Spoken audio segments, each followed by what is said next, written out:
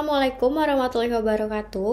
Hai semuanya, perkenalkan nama saya Dia Putri Pratiwi dengan NIM 2481101004 akan mempresentasikan analisis kepribadian salah satu tokoh bangsa yang sangat inspiratif yaitu Bacharuddin Jusuf Habibie atau yang lebih dikenal dengan B.J. Habibie melalui pendekatan dua teori psikologi kepribadian yaitu Big Five Personality Traits dan psikoanalisis Freud.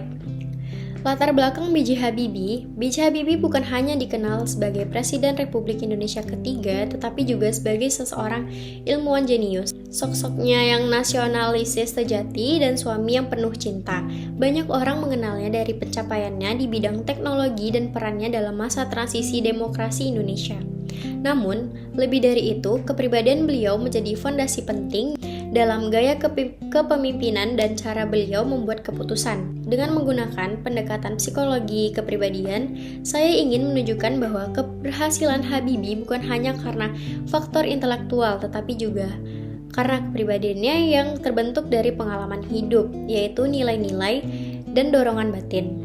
Berdasarkan analisis teori Big Five Personality yaitu Big Five membagikan kepribadian menjadi 5 dimensi utama, yaitu openness to experience, yaitu Habibie memiliki skor yang sangat tinggi dalam faktor ini. Ia terbuka terhadap pengalaman baru, inovatif, dan memiliki rasa ingin tahu yang besar. Terbukti dari kesungguhannya yang belajar hingga ke Jerman. Dan berani menciptakan terobosan di bidang teknologi penerbangan Indonesia. Ia juga dikenal sebagai pemikir visioner yang mampu melihat jauh ke depan. Lalu ada ketekunan. Dalam dimensi ini, Habibie juga menunjukkan skor yang sangat tinggi. Ia sangat disiplin, bertanggung jawab, dan perfeksionis. Pendidikan dan pekerjaannya dijalani dengan penuh dedikasi dan ketekunan. Bahkan, beliau dikenal sebagai sosok yang sangat detail dan teliti, terutama dalam proyek teknologi. Yang ketiga ada extraversion. Habibie memiliki tingkat ekstraversi yang sedang. Ia bukan sosok yang terlalu ekstrovert, tetapi mampu tampil di depan umum, berpidato, dan membangun komunikasi yang baik dengan banyak pihak, termasuk rakyat dan komunitas internasional. Meski nyaman dalam dua akademik dan ilmiah, ia tetap mampu memimpin secara terbuka di masa transisi politik yang penuh dengan tekanan. Lalu yang keempat ada agreeableness, yaitu tingkat agreeableness-nya yang sangat tinggi. Ia dikenal dengan penyayang, penuh empati, terutama dalam hubungan dengan keluarga, masyarakat, dan juga bangsa. Sikapnya yang lemah lembut namun tegas menjadi karakter khas yang membuatnya dihormati banyak orang. Yang terakhir ada neurotisme. Dalam hal kestabilan emosi, Habibie menunjukkan tingkat neurotismenya yang rendah. Ia mampu mengontrol dirinya dengan baik, namun tetap tenang dalam situasi sulit seperti krisis ekonomi dan politik, bahkan saat menghadapi tekanan besar sebagai presiden dalam masa reformasi. Nah, lanjut ke analisis berdasarkan teori psikoanalisis Freud. Teori psikoanalisis Freud melihat kepribadian sebagai hasil interaksi antara ID, ego, dan superego. ID, Habibie memiliki dorongan instiktif yang kuat sejak muda, yaitu keinginannya untuk membangun bangsanya melalui ilmu dan pengetahuan. Dorongan bawah sadar ini menjadi motivasi hidupnya, bertahan sejak kehilangan ayahnya di usia yang muda. Trauma ini membentuk ambisi besar dalam dirinya. Lalu ego, Habibie mampu menyalurkan dorongan itu melalui cara yang rasional. Ia tidak impulsif, melainkan merencanakan dan menjalani proses panjang, yaitu belajar di luar negeri. Bekerja keras dan tetap terhubung dengan nilai-nilai realistis dan kemampuannya menyeimbangi antara keinginan, kenyataan, dan menunjukkan ego yang sangat sehat dan kuat.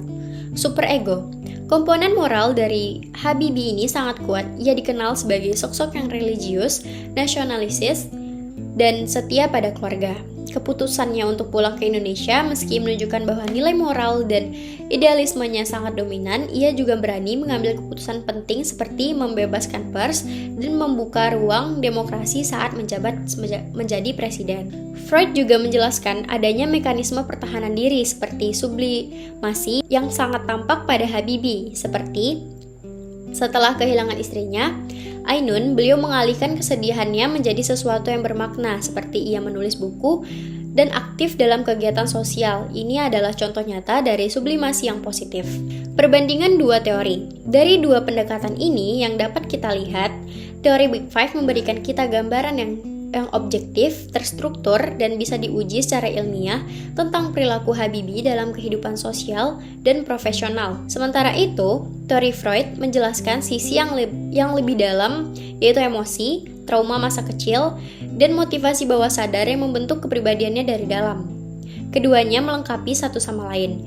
Big Five menggambarkan perilaku luar, sedangkan Freud menjelaskan dinamika internal. Kesimpulan yang dapat saya ambil dari analisis ini, kita dapat menyimpulkan B.J. Habibie adalah contoh nyata dari pribadi yang harmonis. Ia memiliki dorongan kuat untuk berkarya, ego yang rasional dalam menjalani hidup, serta nilai-nilai moral dan spiritual yang tinggi sebagai landasan. Kepribadian Habibie bukan hanya hasil dari bakat dan kecerdasan, tetapi juga hasil dari pengalaman hidup, trauma masa kecil, dan perjuangannya yang dijalaninya dengan sabar dan integritas. Dengan memahami kepribadian beliau, kita dapat belajar bahwa menjadi pribadi yang hebat bukan hanya soal IQ yang tinggi, tetapi juga soal moral, tanggung jawab, dan cinta yang mendalam pada bangsa dan keluarga.